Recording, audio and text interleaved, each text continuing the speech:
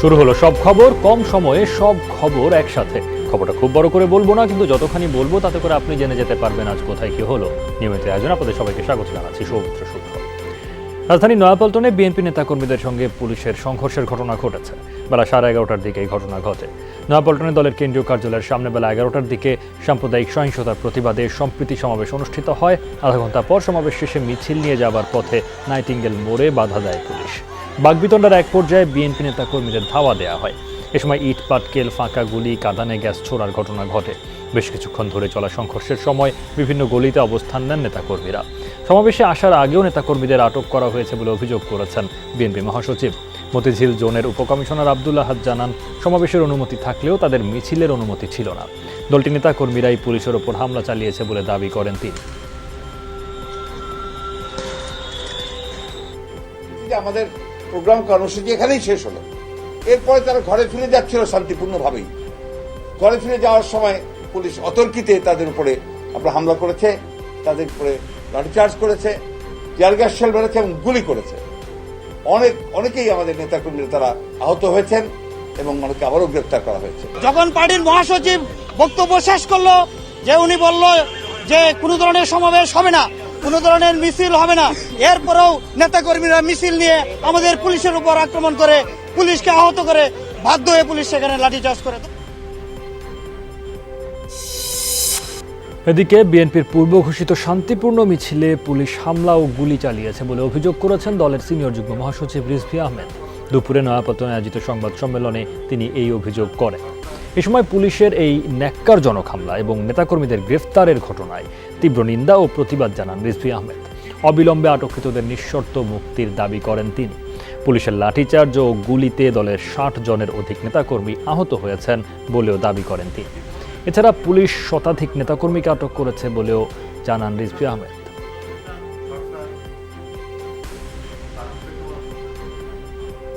জনগণের সমর্থন নিয়ে দেশ পরিচালনা করার আস্ত কোনো অধিকার এই সরকারের নেই। সেই জনসমর্থন নেই, ওরা ভোট করে না, ওরা নির্বাচন করে না।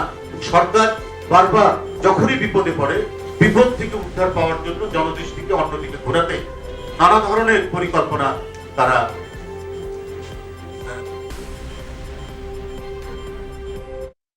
স্বরাষ্ট্রমন্ত্রী আসাদুজ্জামান খান বলেছেন, প্রশাসনের অনুমতি ছাড়া নয়াপল্টনে বিএনপির বিক্ষোভ মিছিলের চেষ্টা দুঃখজনক। দলটি বিশৃঙ্খলা সৃষ্টির মাধ্যমে অস্থিতিশীল পরিস্থিতি তৈরির পায়তারা করছে বলেও দাবি করেন তিনি।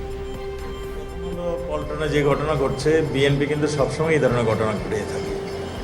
তারা সবসময় একটা বিশৃঙ্খল পরিস্থিতি সৃষ্টি করার জন্য, একটা উস্কানি দেওয়ার জন্য, বিশৃঙ্খল পরিস্থিতি হওয়ার একটা উস্কানি দেওয়ার জন্য এগুলি করে থাকে এবং সেইখানে পুলিশ তাদেরকে বাধা দিলে এই ধরনের একটা পরিস্থিতি সৃষ্টি হয়। যে কোনো ইস্যুকে রাজনৈতিক রূপ দিয়ে বিতর্ক করাই বিএনপির কাজ বলে মন্তব্য করেছেন আওয়ামী লীগ সাধারণ সম্পাদক ওবায়দুল কাদের।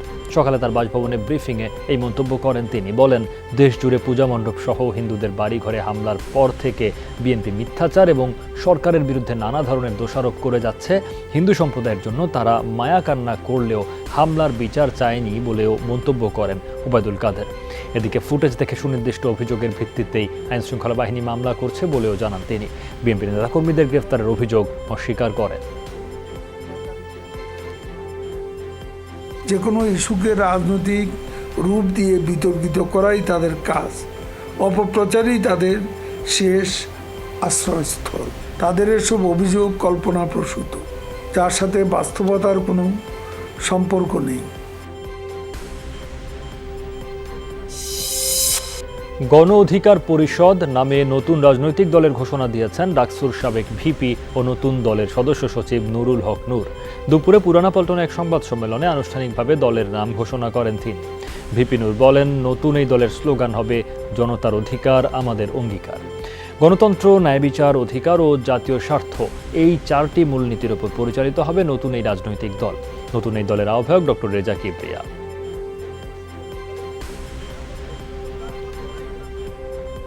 মৌলিক সকল চাহিদা পূরণের ক্ষেত্রে এমন অসহায় অবস্থাতে পড়ে আছে প্রিয় বাংলাদেশ। স্বাধীনতার 50 বছর পর এভাবে চলতে পারে না আমাদের প্রিয় মাতৃভূমি। দেশবাসীর এমন সকল অপ্রাপ্তির বেদনা বদলে দেওয়ার জন্যই আমরা হাল ধরতে চাই এই রাষ্ট্রের। বিএনপি চেয়ারপারসন খালেদা জিয়াকে সার্জিক্যাল আইসিইউ থেকে কেবিনে স্থানান্তর করা হয়েছে। সকালে খালেদা জিয়ার ব্যক্তিগত চিকিৎসক অধ্যাপক AZM জাহিদ হোসেন এই তথ্য জানান। সোমবার খালেদা জিয়ার শরীরে একটি লাম্প থেকে বায়োপসি করা হয়, এরপর তিনি সার্জিক্যাল আইসিইউতে ছিলেন। দলের পক্ষ থেকে এই সংবাদ সম্মেলন করে তার শারীরিক অবস্থার কথা জানিয়েছিলেন মহাসচিব মির্জা ফখরুল ইসলাম আলমগীর। খালেদা জিয়ার পাশে তার প্রয়াত পুত্র আরাফাত রহমান কোকুর স্ত্রী সৈয়দা শর্মিলা রহমান সিথি আছেন। গত রোববার লন্ডন থেকে দেশে আসেন তিনি। খালেদা জিয়া জ্বর অনুভব করার পর গত 12 অক্টোবর তাকে রাজধানীর একটি হাসপাতালে ভর্তি করা হয়।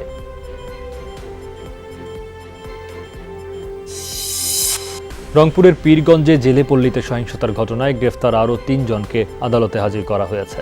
তাদের 7 দিনের রিমান্ড আবেদন করা হয়েছে। রিমান্ডের শুনানি চলছে। গ্রেফতারকৃতরা হলো আশিকুর রহমান, শফিকুল ইসলাম ও পলাশ। পুলিশ জানায় সোমবার বিভিন্ন এলাকায় অভিযান চালিয়ে তাদের গ্রেফতার করা হয়, পরে তাদের থানায় এনে প্রাথমিকভাবে জিজ্ঞাসাবাদ করা হয়। আসামিদের আদালতে তুলে 7 দিনের রিমান্ড চাওয়ার কথা পুলিশ জানায়। এই ঘটনায় এখন পর্যন্ত 69 জনকে গ্রেফতার করা হয়েছে। এর মধ্যে ডিজিটাল নিরাপত্তা আইনের মামলায় পরিতোষ সরকার সহ 5 জন স্বীকারোক্তিমূলক জবানবন্দি দিয়েছেন।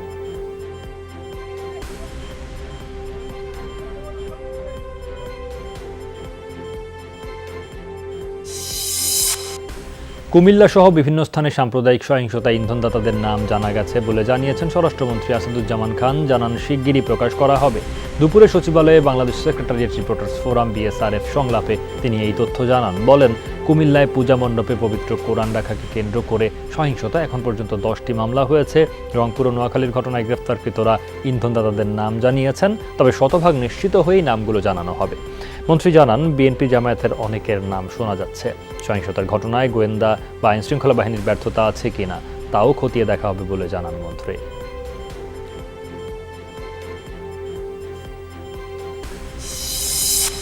সাম্প্রদায়িক সহিংসতায় জড়িতদের দ্রুত বিচার আইনে বিচার করতে হবে বলে জানিয়েছেন ধর্ম প্রতিমন্ত্রী মোহাম্মদ ফরিদুল হক খান। দুপুরে সম্প্রতি সহিংসতায় ক্ষতিগ্রস্ত দেবালয়, মন্দির ও ক্ষতিগ্রস্ত ব্যবসা প্রতিষ্ঠান, ব্যক্তি ও পুনর্বাসন বিষয়ে আলোচনা সভায় একথা জানান। বলেন, সাম্প্রদায়িক সহিংসতা যেই জড়িত থাকুক তার বিরুদ্ধে ব্যবস্থা নেওয়া হবে। দলের লোক হলেও এক্ষেত্রে ছাড় পাবে না বলে জানান তিনি। এ সময় পল্লী ও সমবায় প্রতিমন্ত্রী স্বপন ভট্টাচার্য জানান, এই ধরনের ঘটনায় দায়ীদের বিচার করা হবে। বলেন, ক্ষতিগ্রস্তদের সহায়তা করা হবে।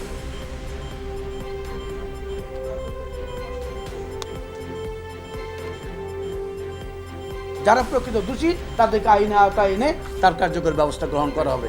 প্রকৃত ব্যক্তি যে তাকে দ্রুত বিচারের আইনে আওতায় আনা হয়, এটা আমরা আবেদন রাখছি। আপনাদের মাধ্যমে আমরা এই জাতির কাছে আহ্বান জানাচ্ছি, তারা যেন ভীত না হয়। সরকার কঠোর অবস্থা নিয়ে এই অপরাধীদের বিরুদ্ধে ব্যবস্থা গ্রহণ করবে, জরুরি বিচার আইনি ব্যবস্থা হবে। ফেসবুকের অ্যালগরিদম পদ্ধতির কারণেই বিশ্বজুড়ে আরও সহিংসতা ছড়ানোর মাধ্যম হবে সামাজিক যোগাযোগ মাধ্যমটি। সোমবার ব্রিটিশ পার্লামেন্টারি কমিটির শুনানিতে এমন বিস্ফোরক মন্তব্য করেন প্রতিষ্ঠানটির সাবেক কর্মকর্তা ফ্রান্সিস হগেন। সামাজিক যোগাযোগ মাধ্যম নিয়ন্ত্রণের পরিকল্পনাকে সামনে রেখে তাকে ডেকে পাঠিয়েছে ব্রিটিশ প্রশাসন। সেখানে তিনি বলেন, প্রযুক্তিগত সেটআপের কারণেই ফেসবুকের বিভিন্ন উগ্রবাদী কন্টেন্টগুলো সামনে আসে ব্যবহারকারীদের। কোনো বিষয়ে আগ্রহ দেখালে পরবর্তীতে সেই ধরনের কন্টেন্টগুলোই সামনে আসে তাদের।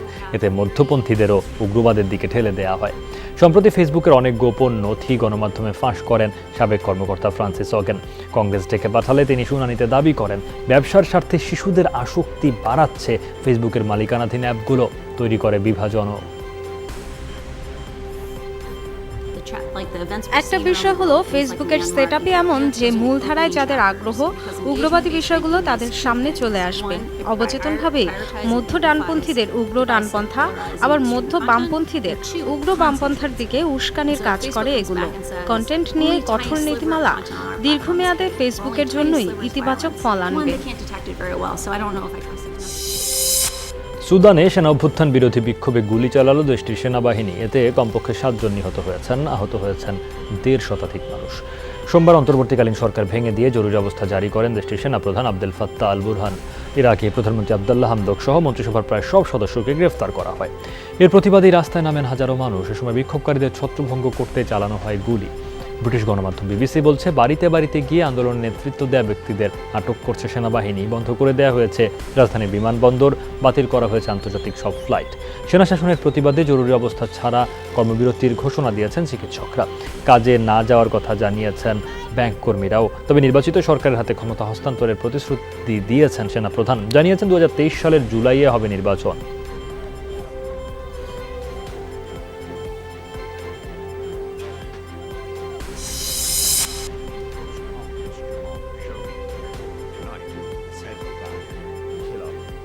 বিষাক্ত আংটি ব্যবহার করে সৌদি আরবের প্রয়াত বাদশাহ আবদুল্লাহকে খুন করতে চেয়েছিলেন যুবরাজ মোহাম্মদ বিন সালমান। মার্কিন গণমাধ্যম সিবিএসকে দেয়া সাক্ষাৎকারে এমন বিস্ফোরক তথ্য দিলেন সাবেক শীর্ষ গোয়েন্দা কর্মকর্তা সাদ আল জাবরি। বলেন, বাদশাহ আবদুল্লাহকে চাইলেই খুন করতে পারেন। 2014 সালে বড়াই করেছিলেন যুবরাজ। সে সময় তিনি জানান তার কাছে রাশিয়ার এমন একটি বিষাক্ত আংটি রয়েছে যা দিয়ে করমর্দনের মাধ্যমে খুন করা যাবে। সাবেক গোয়েন্দা কর্মকর্তা জানান, সিংহাসন নিয়ে সৌদি রাজ পরিবারে তখন উত্তেজনা চলছিল। এ বিষয়ে গোপন ভিডিও রয়েছে বলেও জানান জাবরি। 2015 সালে 90 বছর বয়সে মারা যান সৌদি বাদশাহ আবদুল্লাহ। এরপর তার সৎ ভাই সালমান বিন আব্দুল আজিজ তার স্থলাভিষিক্ত হন।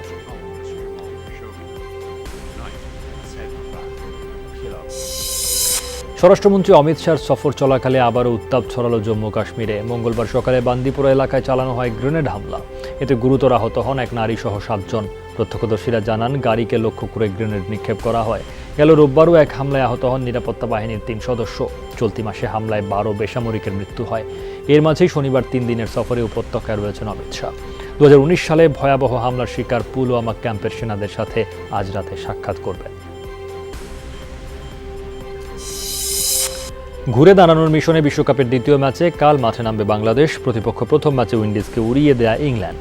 যদিও ম্যাচের আগের দিন দুদলই ম্যাচের ভেন্যু আবুধাবি হলেও অনুশীলন করেছে দুবাইতে। জয়ের ধারায় ফিরতে চেষ্টা করছে বাংলাদেশ, তবে তা পরিষ্কার ইংল্যান্ড ছাপিয়ে এই ম্যাচের প্রতিপক্ষ টাইগাররা নিজেরাই। ঘরে বাইরে নানা কথায় মানসিক শক্তিটা ধরে রাখাই চ্যালেঞ্জ মাহমুদুল্লাহর দলের জন্য।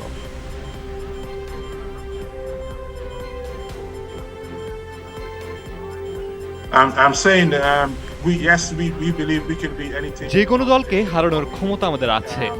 ইংল্যান্ডকে অবশ্যই হারাতে চাই। বিগ ম্যাচ, ভুল যতটা সম্ভব কম করতে হবে। বাইরে থেকে কে কি বলছে সেটা আমাদের কাছে বড় বিষয় না। আর লিটন আমাদের গুরুত্বপূর্ণ ক্রিকেটার, যে কেউ ভুল করতে পারে।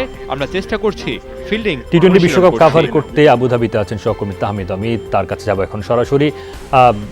অমিত, আপনি হয়তো শুনতে পাচ্ছেন আমাকে। গতকাল টসে হারার পরেও, গত ম্যাচে টসে হারার পরেও মাহমুদুল্লাহ রিয়াদ যেটা বলেছিলেন যে তারা হয়তো ব্যাটিংই নিতেন এবং কন্ডিশনের সঙ্গে যাওয়ার জন্য, অর্থাৎ কন্ডিশন যেমনটা আসলে ডিজার্ভ করে সেই অনুযায়ী যাওয়ার জন্য ব্যাটিংটা বাংলাদেশ আগে করতো। কিন্তু শেষ পর্যন্ত সেই বাস্তবতা মেনে জয়ের ধারায় থাকতে পারেনি বাংলাদেশ। এখন এই কন্ডিশন, এই ভিন্ন বাস্তবতা, সেইগুলোকে কতখানি চ্যালেঞ্জ বলে মনে হয় আপনার? এবং যেটি আমি বলছিলাম মাত্রই দর্শকদের, যে ইংল্যান্ড ছাপিয়ে আসলে নিজেরাই অনেকখানি নিজেদের প্রতিপক্ষ বা নিজেদের মানসিক চাপ, এটাই নিজেদের কাছে প্রতিপক্ষ হয়ে উঠছে টাইগারদের। সেটি সামাল দেওয়ার জন্য টাইগারদের প্রস্তুতি বা চেষ্টা কতখানি বলে আপনার মনে হলো?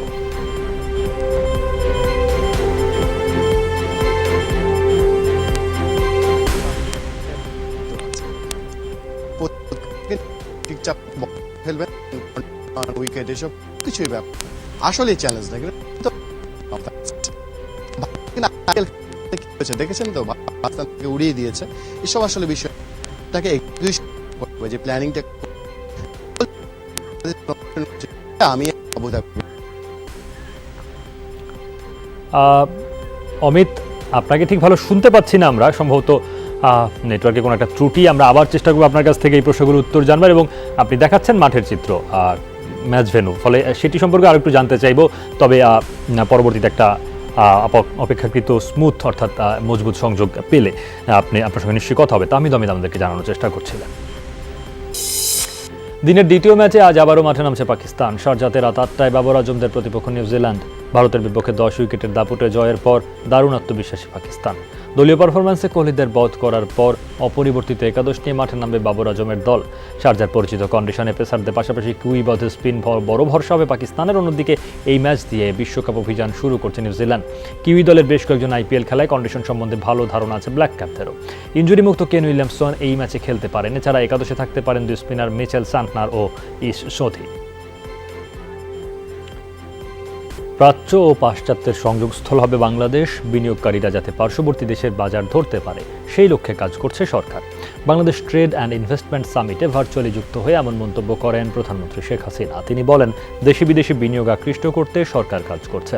প্রধানমন্ত্রী বলেন, বিনিয়োগ বান্ধব পরিবেশ তৈরিতে 79টি প্রকল্প বাস্তবায়নের কাজ শুরু হয়েছে। বলেন, বিনিয়োগ বান্ধব পরিবেশ তৈরিতে অবকাঠামোগত উন্নয়নে কাজ করছে সরকার। 61টি অর্থনৈতিক অঞ্চলের কাজ শেষ হলে দেশে 8 লাখ মানুষের কর্মসংস্থান হবে বলে জানান প্রধানমন্ত্রী।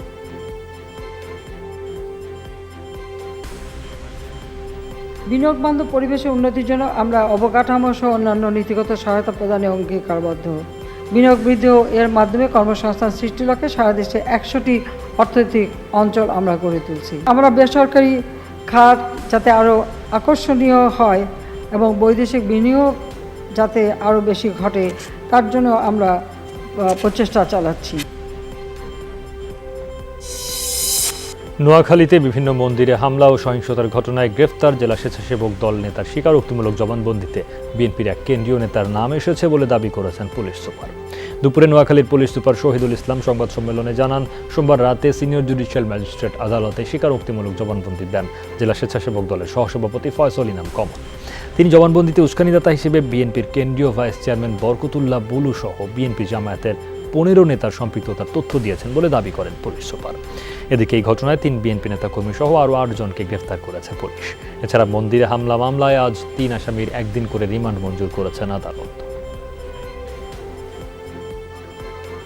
বিএনপির যে ভাইস চেয়ারম্যান বরকতুল্লাহ বুলু তার নাম দিয়ে 164 ধারায় আরও 14 জনের নাম, টোটাল 15 জন বিএনপি নেতাকর্মীর নামে সে 164 ধারা স্বীকারোক্তিমূলক জবানবন্দি দিয়েছে যে তাদের সহযোগিতায় বা তাদের প্ররোচনা বা বিভিন্ন সময় তাদের সাথে গোপন বৈঠকে সে এই সিদ্ধান্তগুলো হয়। টি-20 বিশ্বকাপ প্রসঙ্গে আবার একটু ফিরতে চাই। সহকর্মী তাহমিদ অমিতের সঙ্গে এবার আমরা যুক্ত হয়েছি আবারও, এবং তিনি বিশ্বকাপ কাভার করতে এখন আবুধাবিতে রয়েছেন। অমিত, এর আগে আপনি দেখাচ্ছিলেন ম্যাচ ভেন্যুই দেখাচ্ছিলেন আমাদেরকে, কিন্তু আপনাকে ঠিক শুনতে পাচ্ছিলাম না আমরা সংযোগ ত্রুটির কারণে। আশা করছি এবার ঠিকঠাক শুনতে পাবো। তখন প্রশ্ন রেখেছিলাম বাংলাদেশ দলের আসলে প্রস্তুতিটা, সেটা নিজেদের মানসিক চাপটাকে ছাপিয়ে যাওয়ার প্রস্তুতি এবং ইংল্যান্ডকে লড়াই করার প্রস্তুতিটা কেমন, এবং আবুধাবিতে আপনারা রয়েছেন, ম্যাচ ভেন্যুতে অনুশীলন করার কথা থাকলে সেটি করা হয়নি, এর পেছনে কোনো কারণ রয়েছে কিনা সেটিও জানতে চাই।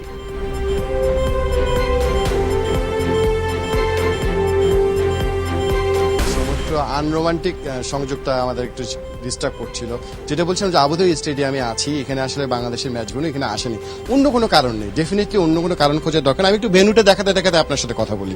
সেটা হচ্ছে যে অন্য কোনো কারণ নেই, এটা হচ্ছে এখান থেকে 2 থেকে 2.5 ঘন্টা। প্রত্যেকটা দল কিন্তু দুবাইতে আছে, প্রত্যেকটা স্টেডিয়ামে এসে তাদের আসলে বায়োবাবল করে স্টেডিয়াম মানে হোটেলগুলো তৈরি করা সম্ভব নয়। সেই জন্য প্রত্যেক দল দুবাইতে থাকে, দুবাই থেকে শারজায় খেলতে যায়, দুবাই থেকে আবুধাবিতে আসে।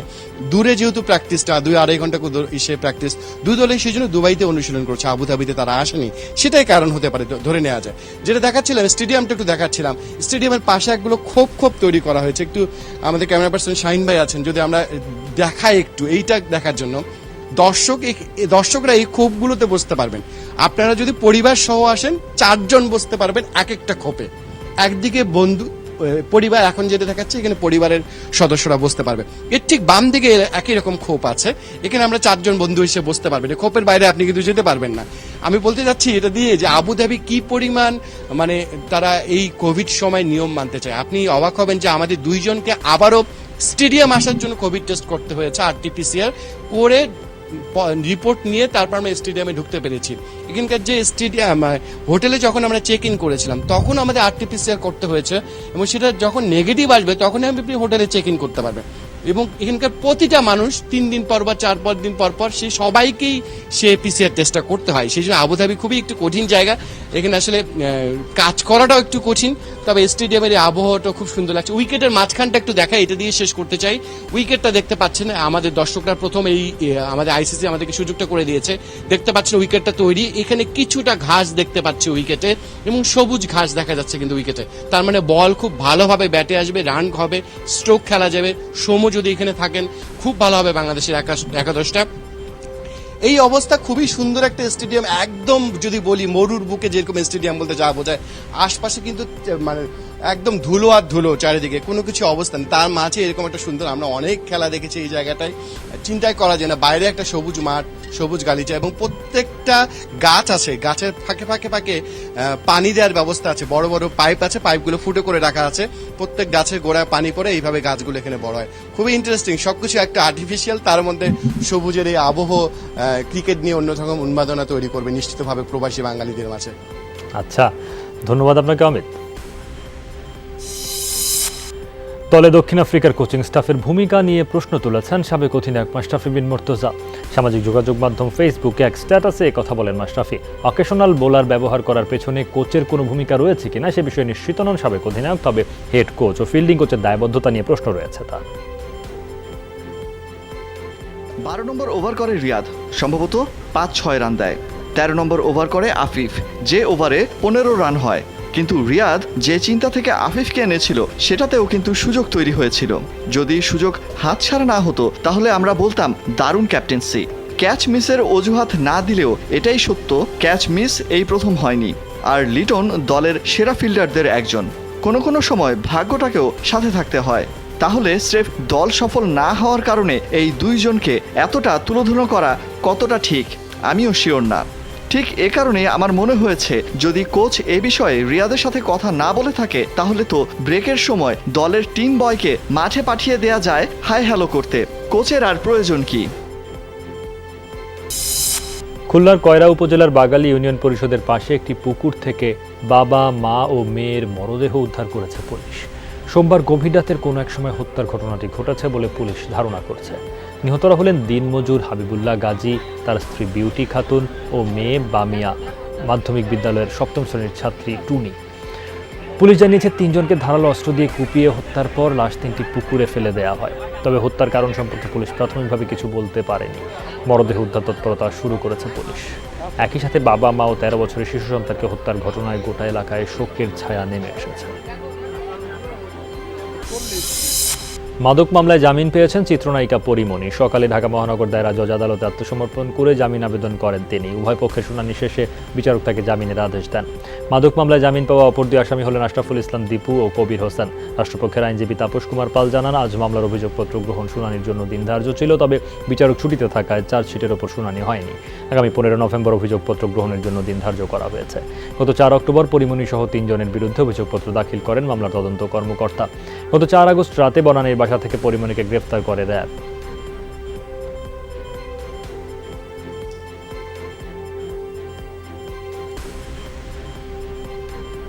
বদলি হয়ে মামলাটি এই কোর্টে প্রথম ডেট, সেজন্য আজ আমরা আত্মসমর্পণপূর্বক জামিনের প্রার্থনা করেছিলাম। জামিনের প্রার্থনা মঞ্জুর করেছেন এবং আমলে গ্রহণ করবার জন্য পরবর্তী 15/11/2021 তারিখে দিন ধার্য করা হয়েছে। অভিযোগপত্র আমলে গ্রহণ শুনানির জন্য বিজ্ঞ মহানগর দায়রা জজ আদালতে আজকে শুনানির জন্য ধার্য ছিল, কিন্তু বিজ্ঞ মহানগর দায়রা জজ আজকে ছুটিতে থাকায় আদালত এটা ভারপ্রাপ্ত আদালত এটা আমলে গ্রহণ করতে পারে নাই। অতিরিক্ত সচিব পরিচয় দিয়ে ফোন করা হয়েছিল ময়মনসিংহের পুলিশ সুপারকে। করা হয় কনস্টেবলের চাকরির সুপারিশ। শেষ পর্যন্ত গোয়েন্দা পুলিশের জালে ধরা পড়ে প্রতারণা। গ্রেফতার করা হয় সামিউল আলমকে। পুলিশ জানায়, চলমান কনস্টেবল নিয়োগ পরীক্ষাকে কেন্দ্র করে সামুয়েল সম্প্রতি ময়মনসিংহের এসপিকে ফোন দেন, নিজেকে পরিচয় দেন অতিরিক্ত সচিব হিসেবে।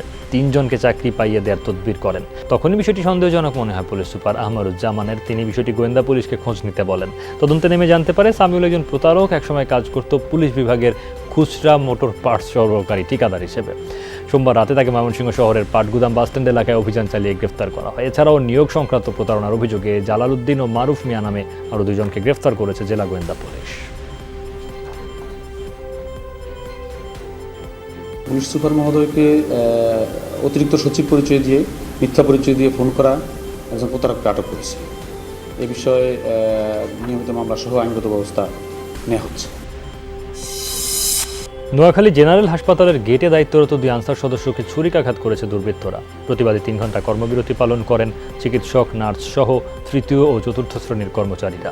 এ সময় চরম ভোগান্তি পোহাতে হয় রোগীদের। হাসপাতালের কর্মকর্তারা জানান, গত সপ্তাহ থেকে হাসপাতাল চত্বরে রোগী বহনকারী গাড়ি ছাড়া অন্য যানবাহন প্রবেশে নিষেধাজ্ঞা দেওয়া হয়। সকালে কয়েকটি অটোরিকশা ভেতরে ঢুকতে চাইলে বাধা দেন আনসার সদস্যরা। এ সময় অটোরিকশা স্ট্যান্ড নিয়ন্ত্রণকারী মাহফুজ সহ কয়েকজন আনসার সদস্যদের উপর হামলা চালায়। ছুরিকাঘাত করে 2 আনসারকে। জড়িতদের শাস্তির দাবিতে দুপুর 1টা থেকে 12 ঘণ্টার কর্মবিরতি শুরু করেন চিকিৎসক, নার্স সহ কর্মচারীরা। তবে চালু ছিল জরুরি বিভাগ। 3 ঘণ্টা পর জেলা প্রশাসকের আশ্বাসে কর্মবিরতি প্রত্যাহার করা হয়। জড়িতদের ধরতে অভিযান চলছে বলে জানিয়েছে পুলিশ। প্রশাসনের নির্দেশে ওরা অটোরিকশায় ঢুকতে দেওয়ার না কারণে সিএনজি স্ট্যান্ডের সাথে সম্পৃক্ত লোকজন আমাদের 2 জন আনসারকে ছুরিকাঘাত করেছে। যদি আগামী 12 ঘণ্টার মধ্যে আসামিদেরকে গ্রেপ্তার, হসপিটালের ভিতরে সিএনজি স্ট্যান্ড তথাপরি হসপিটালের গেটের পাশে অবৈধ দোকান উচ্ছেদ না হয়, কালকে থেকে আমাদের লাগাতার কর্মসূচি অব্যাহত থাকবে। করোনায় গত 24 ঘণ্টায় দেশে প্রাণ হারিয়েছেন আরও 6 জন। এ নিয়ে মোট মৃত্যু 27,834। নতুন করে শনাক্ত হয়েছে 276 জন। পরীক্ষার অনুপাতে শনাক্তের হার 1.44%। নমুনা পরীক্ষা হয়েছে 19,184টি। এই পর্যন্ত শনাক্ত 15,68,257 জন।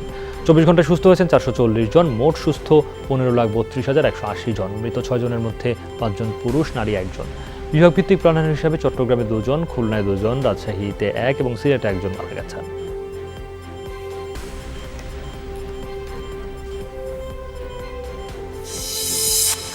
চব্বিশ ঘন্টা খোলা থাকবে টিকাদান কেন্দ্র। রাশিয়ায় করোনা ভাইরাসের সংক্রমণ আশঙ্কাজনক হারে বৃদ্ধি পাওয়ায় এই সিদ্ধান্ত নিল দেশটির কালিনিনগ্রাদ প্রদেশ।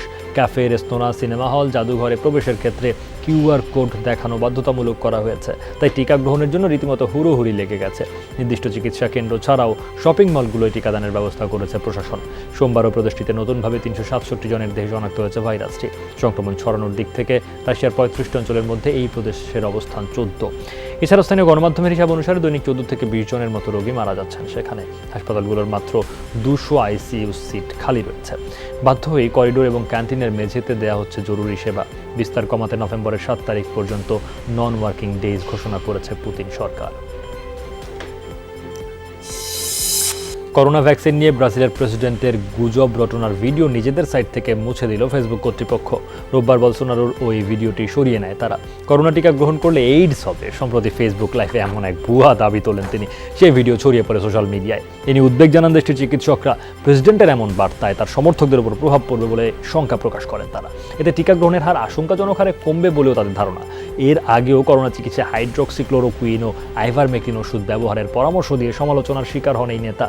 সেই দফায় তার ইউটিউব চ্যানেল থেকে ভিডিও সরিয়ে নেয় কর্তৃপক্ষ।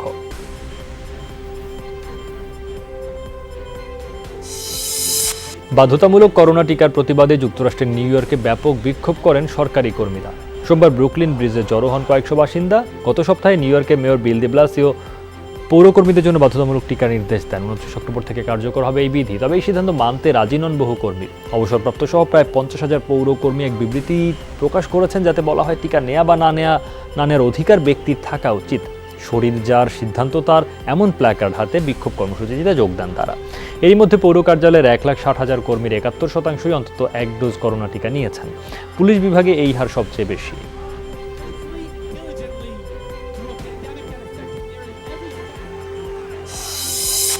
বিশ্বে গেল 24 ঘন্টায় করোনায় আরও 5,000-এর বেশি মানুষের মৃত্যু হয়েছে। এই সময় প্রায় 3.5 লাখ মানুষের শরীরে শনাক্ত হয়েছে ভাইরাসটি। এদিন সর্বোচ্চ 1,000 মানুষের প্রাণহানি হয়েছে রাশিয়ায়। দেশটিতে শনাক্ত হয়েছে প্রায় 38,000 রোগী। এছাড়া সোমবার সর্বোচ্চ যুক্তরাষ্ট্রে 43,000 মানুষের শরীরে কোভিড-19-এর অস্তিত্ব মিলেছে।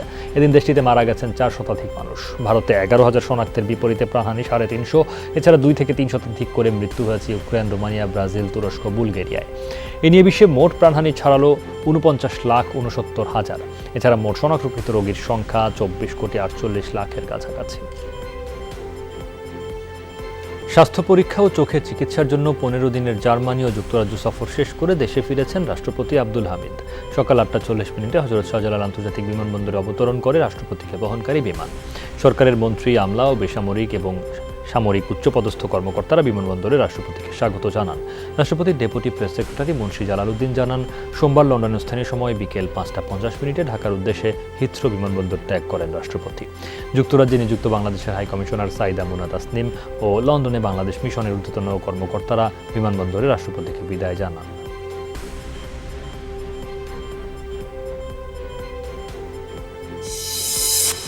সম্ভব হলে ই-ভ্যালির ব্যবসা চালু রেখে দায় নিরূপণ করার সিদ্ধান্ত নিয়েছে হাইকোর্ট গঠিত পরিচালনা পর্ষদ। এজন্য অডিট কোম্পানি নিয়োগ দেওয়া হবে। সভায় আশঙ্কা প্রকাশ করা হয়, প্রতি মাসেই যেহেতু দুবাই যেত ই-ভ্যালি প্রধান মোহাম্মদ রাসেল, তাই পাচার করা হতে পারে বড় অঙ্কের অর্থ। দুপুরে প্রতিষ্ঠানটির প্রধান কার্যালয়ে পর্ষদের প্রথম সভা অনুষ্ঠিত হয়েছে। ব্রিফিংয়ে বলা হয়, অফিসে 2টি সিন্ধুক রয়েছে, সেখানে হয়তো মূল্যবান সম্পদ পাওয়া যাবে। গ্রাহকদের পাওনা পরিশোধে সর্বোচ্চ চেষ্টা করবে পর্ষদ। এক্ষেত্রে কোনো ছাড় দেয়া হবে না, তবে সাবেক কারো হাতেই প্রতিষ্ঠানের নিয়ন্ত্রণ দেয়া হবে না। বৈঠকে বিচারপতি শামসুদ্দিন চৌধুরী মানিক ছাড়াও সকল সদস্য উপস্থিত ছিলেন। এদিকে ই-ভ্যালি পরিচালনা পর্ষদের সভা ঘিরে প্রতিষ্ঠানের কার্যালয়ের সামনে ভিড় করেন গ্রাহক ও মার্চেন্টরা। দাবি জানান, দায়দানা নিরূপণ করে পাওনা পরিশোধে কার্যকর ব্যবস্থা নিতে হবে। হাজার হাজার মানুষ প্রতারিত হয়েছেন, তাদের সেই প্রতারণার পয়সাটা ফেরত দেওয়া, সেটি আমাদের একটি আইনি দায়িত্ব। যদি আমরা মনে করি যে এটি চালিয়ে যাওয়া সম্ভব হবে, তাহলে আমরা এটি চালিয়ে যেতে পারবো এবং সেটিই হচ্ছে মহামান্য হাইকোর্টের নির্দেশনা। দুটো সিন্দুক এবং বেশ কয়েকটি আলমিরা রয়েছেন, যেগুলো এখনও চাবি তালাবদ্ধ রয়েছে। গোপালগঞ্জে দুলাল শেখ হত্যাকাণ্ডের বিচারের রায়ে 5 আসামির প্রত্যেককে ফাঁসির আদেশ ও 50,000 টাকা করে জরিমানা করেছেন অতিরিক্ত দায়রা জজ মোহাম্মদ আব্বাস উদ্দিন। মামলার বিবরণে জানা যায় 2012 সালের 2 জুন রাতে আসামিরা দুলাল শেখকে পরিকল্পিতভাবে হত্যা করে নদীতে ফেলে দেয়। পরের দিন নদীর পানি থেকে পুলিশ নিহতের লাশ উদ্ধার করে। ওই দিনই মকসুদপুর থানায় 5 জনকে আসামি করে নিহতের স্ত্রী হত্যা মামলা দায়ের করেন। দীর্ঘ শুনানি শেষে অতিরিক্ত দায়রা জজ আজ এই রায় দেন। আসামিদের সবাই পলাতক রয়েছে। অপরদিকে ফরিদপুরে মনিরা হত্যা মামলায় একজনের ফাঁসি, একজনের যাবজ্জীবন কারাদণ্ড প্রদান করেছেন আদালত। আদালত সূত্রে জানা যায়, ফরিদপুরের আলফাডাঙ্গায় 2011 সালে মনিরাকে পুড়িয়ে হত্যা করে স্বামী শাহাবুদ্দিন খান। এ সময় শাহাবুদ্দিনের ভাই তাকে এই হত্যাকাণ্ডে সাহায্য করেন। এই ঘটনায় মনিরার বাবা বাদী হয়ে আলফাডাঙ্গা থানায় মামলা দায়ের করেন। মামলার দীর্ঘ শুনানি শেষে আদালত আজ এই রায় প্রদান করেন। পরীক্ষামূলকভাবে শিমুলিয়া বাংলাবাজার নৌ রুটে শুরু হয়েছে ফেরি চলাচল। সকাল 10:30টায় 31টি যানবাহন নিয়ে শিমুলিয়া থেকে বাংলাবাজারের উদ্দেশ্যে ছেড়ে যায় ফেরি কুঞ্জলতা। নির্বিঘ্নেই পৌঁছায় বাংলাবাজার ঘাটে। পুরো রুট পর্যবেক্ষণ করছেন বিআইডব্লিউটিএ, বিআইডব্লিউটিসি, সেনাবাহিনী ও পদ্মা সেতু কর্তৃপক্ষের একটি দল। সম্প্রতি পদ্মায় স্রোত কিছুটা কমে যাওয়ায় বন্ধ হয়ে যাওয়া ফেরি চলাচল শুরুর উদ্যোগ নেয় কর্তৃপক্ষ। পদ্মা সেতুর নিরাপত্তা বিবেচনায় প্রায় 2 মাস গুরুত্বপূর্ণ এই নৌ রুটে ফেরি চলাচল বন্ধ ছিল। মা ইলিশ রক্ষায় নিষেধাজ্ঞা শেষে সাগর নদীতে আবারও শুরু হয়েছে মাছ ধরা। জেলেরা জানায়, তারা 22 দিন ধরে মাছ শিকারে নামতে পারেননি। এ সময় বেশ কষ্টেই দিন কেটেছে তাদের। অনেকেই বিভিন্ন জনের কাছ থেকে চড়া সুদের ঋণ, কেউ বা এনজিও, সমিতি ও বিভিন্ন ব্যাংক থেকে টাকা নিয়েছেন। তবে নিষেধাজ্ঞা উঠে যাবার আগ থেকেই প্রস্তুতি নিয়েছেন তারা। মেরামত করেছেন নৌকা। মা ইলিশের প্রজনন নিরাপদ করার জন্য 3 অক্টোবর রাত 12টা থেকে ইলিশ নিধনের নিষেধাজ্ঞা শুরু হয়েছিল। তবে এ সময়ও অনেকেই আইনশৃঙ্খলা রক্ষাকারী বাহিনীর চোখ ফাঁকি দিয়ে ইলিশ শিকার করেছেন।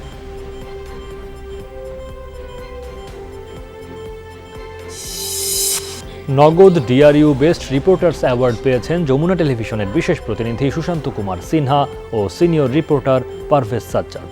কৃষিবিদ ইনস্টিটিউটে আয়োজিত অনুষ্ঠানে 22টি ক্যাটাগরিতে 22 জনকে পুরস্কার দেওয়া হয়।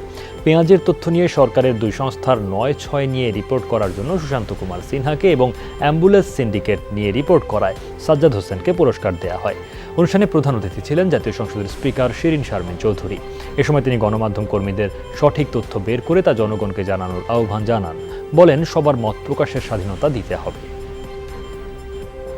বর্তমান প্রেক্ষিতে আমরা দেখতে পাচ্ছি যে সোশ্যাল মিডিয়া বা ফেসবুকে বা অনলাইনে পোস্ট দিয়ে অনেক ধরনের নাশকতা, সহিংসতার ঘটনা ঘটে যাচ্ছে। কাজে সেগুলো থেকে আমরা কিভাবে মানুষকে, সমাজকে সুরক্ষিত রাখতে পারি, সে বিষয়গুলো নিয়েও আমাদের ভাবতে হবে। আজ জামিন পেতে পারেন বলিউড কিং শাহরুখের ছেলে আরিয়ান খান। বোম্বে উচ্চ আদালতে তার বিরুদ্ধে মামলা লড়ছেন ভারতের সাবেক অ্যাটর্নি জেনারেল মুকুল রোতাগি। শুনানিতে আজ আরিয়ান জানান, মাদক নিয়ন্ত্রণ সংস্থার কর্মকর্তা সামির ওয়াংখেরের সাথে ঘুষ বিষয়ক কোনো কথাই হয়নি তার। এই তথ্য দেয়া সাক্ষী প্রভাকর সোহেলকেও না চেনার দাবি করেন শাহরুখ পুত্র। অক্টোবরের 8 তারিখ থেকে মাদক মামলায় কারাগারে আটক 23 বছরের আরিয়ান। 2 বার জামিন আবেদন করা হলেও খারিজ করেন আদালত। এদিকে 18 কোটি রুপি ঘুষ লেনদেনের ঘটনা সামনে আসায় মামলাটি নিয়েছে নতুন মোড়। এক সাক্ষী জবানবন্দিতে বেরিয়ে এসেছে, আরিয়ানকে ফাঁসাতে এনসিবি কর্মকর্তা সামির ওয়াংখেরে নিয়েছেন 8 কোটি রুপির ঘুষ।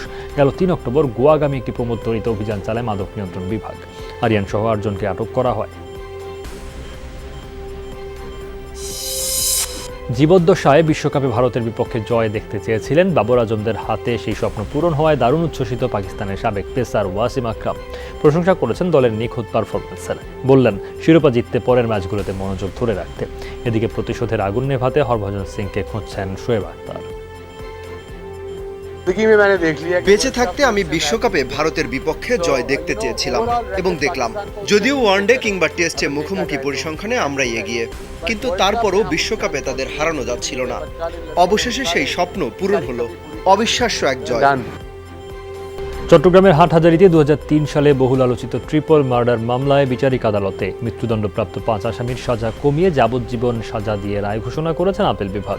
একই সঙ্গে মামলায় যাবজ্জীবন সাজাপ্রাপ্ত 8 আসামির মধ্যে 3 জনের সাজা বহাল রেখেছেন সর্বোচ্চ আদালত, 2 জনকে খালাস দেওয়া হয়েছে। বাকি 3 আসামির হাইকোর্টের দেওয়া খালাসের রায় বহাল রয়েছে।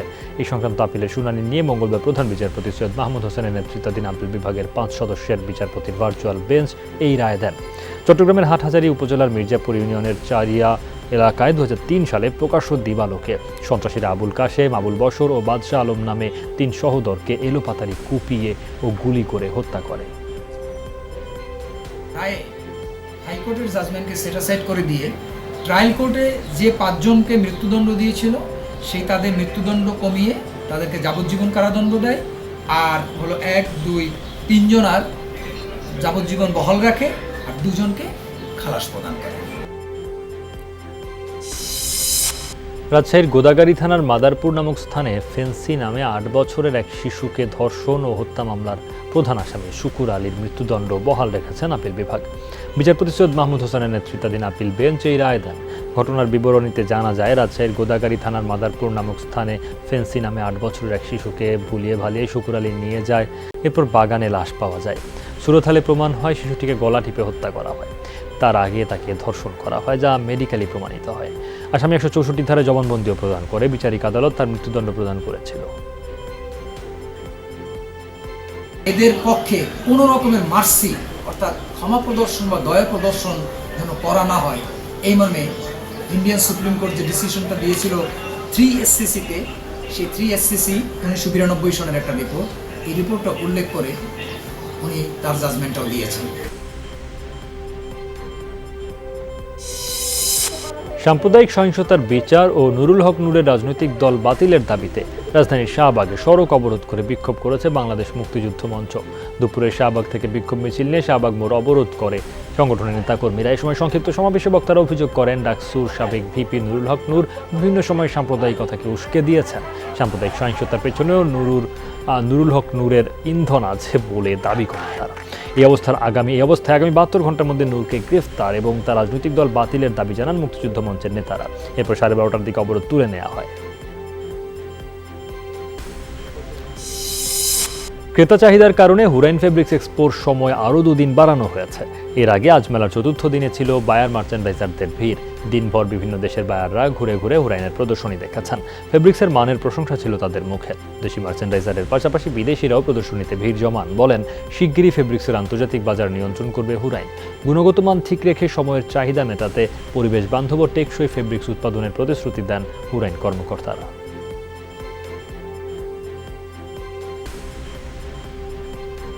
সামারের জন্য ফ্যাব্রিক সিলেকশন অ্যান্ড প্রিন্ট সিলেকশনগুলো আমার কাছে অনেক বেশি পছন্দ হয়েছে। নতুনত্ব যে জিনিসগুলো আমরা আগে চায়না থেকে নিয়ে আসতাম, এখন এগুলো লোকালি নিতে পারবো। বড় ক্যাপাসিটি নিয়ে আসতেছে, যেটা বাংলাদেশে কামিং সুনে বাংলাদেশেই সব অর্ডার আসবে। Already we are the big brand, fabric brand for world fashion market. আমরা ইউএসএতে টমি হিলফিগারের কাজ করি, আমেরিকান কাজ করি, নটিকার কাজ করি, ইউরোপে আমরা বাস্কার কাজ করি, জারার কাজ করি, পোলেনবিয়ার কাজ করি, লেপটিজের কাজ করি। That means we are catering almost all of the high state brands in the world. ঢাকায় বাংলাদেশ ও যুক্তরাষ্ট্রের যৌথ উদ্যোগে দুর্যোগ ব্যবস্থাপনার উপর অনুশীলন শুরু হয়েছে। সকালে রাজধানীর আর্মি গলফ ক্লাবে 3 দিনব্যাপী অনুশীলনের উদ্বোধন করা হয়। প্রধান অতিথি হিসেবে দুর্যোগ ব্যবস্থাপনা ও ত্রাণ প্রতিমন্ত্রী ডাক্তার এনামুর রহমান অনুশীলনের উদ্বোধন করেন।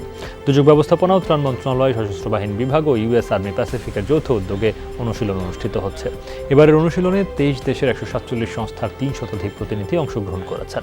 উদ্বোধনী অনুষ্ঠানে বক্তারা বলেন, এই অনুশীলন ভূমিকম্পজনিত দুর্যোগ ব্যবস্থাপনায় আন্তর্জাতিক পর্যায়ে পারস্পরিক সহযোগিতা বৃদ্ধিতে সহায়ক হবে।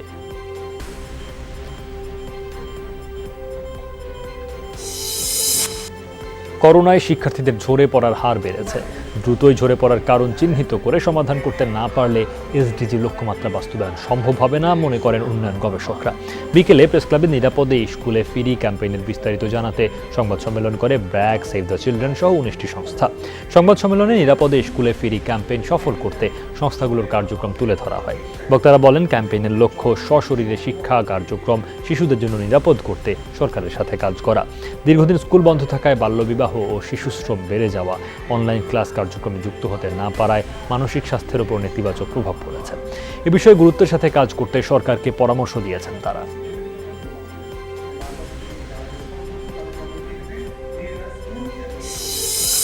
অনিয়ম, দুর্নীতি ও জঙ্গিবাদে অভিযুক্ত নর্থ সাউথ বিশ্ববিদ্যালয়কে বাঁচাতে আজিম কাশেম সিন্ডিকেটের বিচার দাবিতে মানববন্ধন করেছে আইন ও মানবাধিকার সুরক্ষা ফাউন্ডেশন। সকালে রাজধানীর সেগুনবাগিচায় শিল্পকলা একাডেমির সামনেই মানববন্ধন অনুষ্ঠিত হয়। মানববন্ধনে বক্তারা বলেন, বিশ্ববিদ্যালয়ের ফান্ডের কোটি কোটি টাকা নিজেদের মালিকানাধীন ব্যাংকে এফডিআর সহ নানা অনিয়ম ও দুর্নীতিতে বিপর্যস্ত নর্থ সাউথ বিশ্ববিদ্যালয়। জঙ্গি মদদের পুরনো রূপেও ফিরেছে বলে অভিযোগ করেন তারা।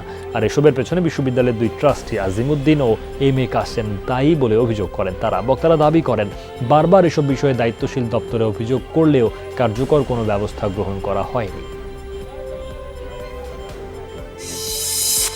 যুক্তরাষ্ট্রের আইডাহো রাজ্যের একটি শপিং মলে অজ্ঞাত বন্দুকধারীর গুলিতে নিহত 2 জন। সোমবারের হামলায় আরও 4 জন আহত। স্থানীয় প্রশাসন জানায়, শপিং মলে এলোপাতাড়ি গুলি চালায় এক বন্দুকধারী। নিরাপত্তা বাহিনীর তৎপরতায় আটক করা হয় তাকে। কেন এই হামলা চালানো হয়েছে বিষয়ে পুলিশ জানায়নি কিছু। প্রেমের টানে সব ছেড়ে প্রেমিককে বিয়ে করলেন জাপানের রাজকুমারী মাকো। সোমবার রাজপদবী ত্যাগ করে সম্পন্ন হয় বিয়ের আনুষ্ঠানিকতা। তবে বিবাহোত্তর সংবর্ধনা বা অন্য কোনো আয়োজন রাখা হয়নি তাদের বিয়ে উপলক্ষে। মঙ্গলবার সকালে প্রাসাদ ত্যাগ করেন এই নবদম্পতি।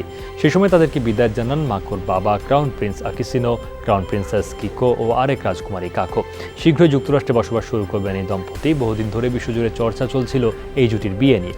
রাজপরিবারের মেয়ে সাধারণ ছেলেকে বিয়ে করা নিয়ে দেখা দিয়েছিল জটিলতা। অবশেষে রাজপদবী ত্যাগের শর্তে বিয়েতে সম্মতি দেয় রাজপরিবার। জাপানের আইন অনুযায়ী রাজপরিবারের বাইরে বিয়ের ক্ষেত্রে রাজকুমারীদের ত্যাগ করতে হয় রাজপদবী। এই ছিল সব খবর। এতক্ষণ সাথে থাকার জন্য ধন্যবাদ সবাইকে।